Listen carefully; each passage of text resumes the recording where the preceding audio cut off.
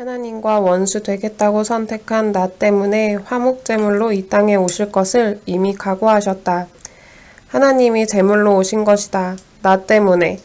이것이 어마어마한 사건이다. 말도 안 되는 사건이다. 나는 그동안 나를 향한 하나님의 사랑을 당연하게 여기고 있었다. 사랑의 하나님이시니 나를 위해 오셔서 죽어주시는 것은 당연한 스토리로 여겼다. 하나님의 마음에 대못을 박아두고 살았던 것임이 알아진다. 전혀 당연하지 않은 나의 태도조차도 사랑하시고 굳이 나를 위해 죽어주셨다. 예수님께서 로마 병사들에게 잡히시던 날부터 십자가에 못 박히시기까지 예수님은 마음도 몸도 모두 만신창이가 되셨다. 사랑하는 제자들이 모두 자신을 떠나갔고 애제자였던 베드로는 예수님이 보는 앞에서 자신을 부인하고 저주했다. 예수님을 이스라엘의 왕이라며 따라다녔던 많은 무리는 예수님을 향해 갖은 조롱과 비웃음을 날렸고 멸시하는 눈으로 예수님을 바라봤다. 예수님께서 받으신 채찍질과 십자가 처형은 단순히 아프신 정도가 아니었다. 십자가에 매달기 전 채찍질은 금속이나 뼈 조각이 달린 가죽끈으로 맞게 되는데 사형수의 피부는 모두 뜯기고 그 피부 아래에 있던 정맥이 밖으로 드러나며 근육과 내장 일부가 드러나기도 하게 된다는 게 이 채찍질이었다. 또한 십자가형은 현대의 연구에 의하면 1000번 정도를 기절했다 깨었다를 반복하는 그야말로 죽고 싶어도 죽을 수 없는 사형 방식이었다. 십자가 사형 자체가 사형수에게 엄청난 수치를 주기 위해 고안되었기 때문에 십자가에 매달렸던 예수님은 온몸이 벌거벗겨진 채로 보는 이들의 조롱거리가 되셨다. 두 손과 발엔 못이 박혀있고 채찍질 맞은 등 뒤로 거친 십자가의 나뭇결, 그리고 숨을 쉬기 위해 몇 번이고 일으켰던 몸.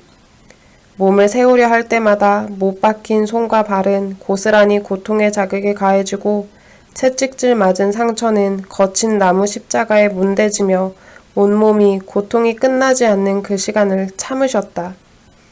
히브리서 12장 2절 그는 그 앞에 있는 기쁨을 위하여 십자가를 참으사 부끄러움을 개의치 아니하시더니. 너무 모순되는 말씀이다. 아무 생각조차도 할 수 없을 만큼 초단위로 고통 중에 있는데 예수님은 그 앞에 있는 기쁨을 위하여 십자가의 고통을 그리고 부끄러움을 참으셨다니. 말도 안 된다. 정말 말도 안 된다. 어떤 기쁨인가? 도대체 어떤 기쁨이길래 말로 다 표현 못할 그 고통과 수치를 참으셨단 말인가? 바로 나 때문이라 하신다. 나의 엄청난 죄의 무게를 벗겨주시고 씻겨주셔서 나와 함께 다시 사는 기쁨을 보신 것이다. 사단의 종 되어도 좋다고 당신을 저버린 나인데 당신에게 침 뱉고 벌거벗기고 가시 면류관을 씌우고 못 박으면서도 오히려 희열을 느끼고 있는 사이코패스 같은 나인데 이런 나를 사랑하셨다는 것이다. 이런 나랑 함께 살려는 기쁨 때문에 그 모든 순간을 참으신 것이다. 도대체 이게 말이 되는 사랑인가? 전혀 이해할 수 없고 전혀 당연하지 않은 사랑이다. 그런데 나는 이분의 마음을 몰라도 너무 몰랐다. 어떻게 당연하게 여길 수가 있었을까?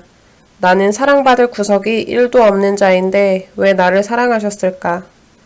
이런 나와 더불어 먹고 마시려고 나랑 같이 사랑하며 살고 싶으셔서 그렇게 만신창이로 죽으시고 부활하셔서 나를 찾아오신 것이었다.